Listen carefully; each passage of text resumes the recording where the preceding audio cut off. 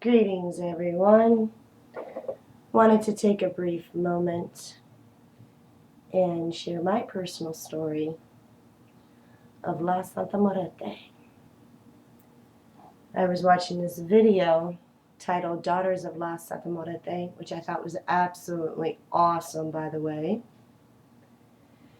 So I will just share my story short and brief as best way I know how. I myself pray and worship to the white and the black, not the red. That's just a personal choice. I'm at a different phase in my life. I just don't do all those love spells. I've done enough, that they bit me in the ass long enough, and I'm done with it. So the main one is white. The black one I do keep in a separate room. She is covered unless it's waning moon, which I will cover my white one. My white one I only use on waxing. My black one I use on whining.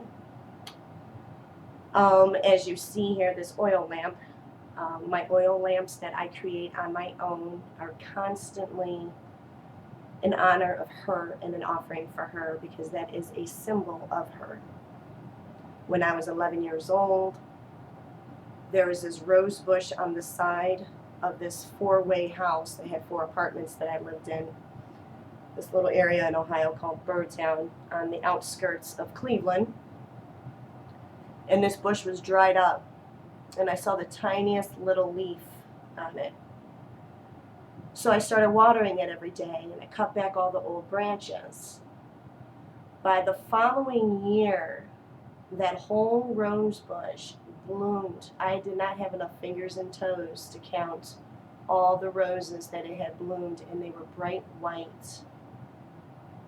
And I also remember my mother telling me at a young age, whenever you're feeling sad, or even when you're feeling good and you want to do an offering, to go to church.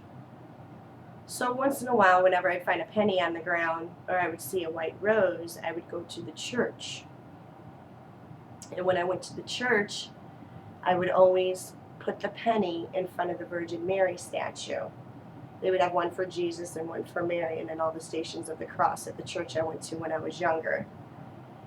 And it was always very low, dim lit, just the candles only, because, during the day there's no masses going on, but it was still open to the public. And the way the shadows hit her face, I kid you not, it looked like a skeleton. And it didn't freak me out. I wasn't scared or anything.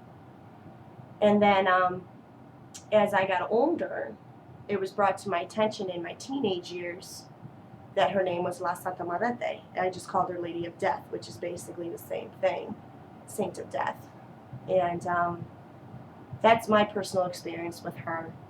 She is a healer. I do help aid in healing in a lot of areas, and I really enjoy her. She does get her regular offerings. I take care of her. I clean her every Monday.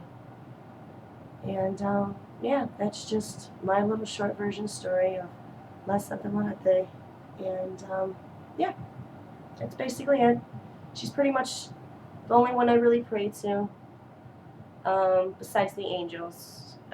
The angels is just something that's always been with me since a very, very small age. That'll be another video on how I met an angel, and yeah, I'll say it.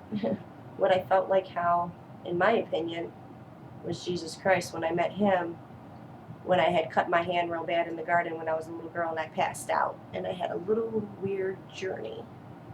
Yeah, I was pretty tripped out, but I'll save that for another video. Peace, love, and light. Namaste. Continue to have a rockin' day.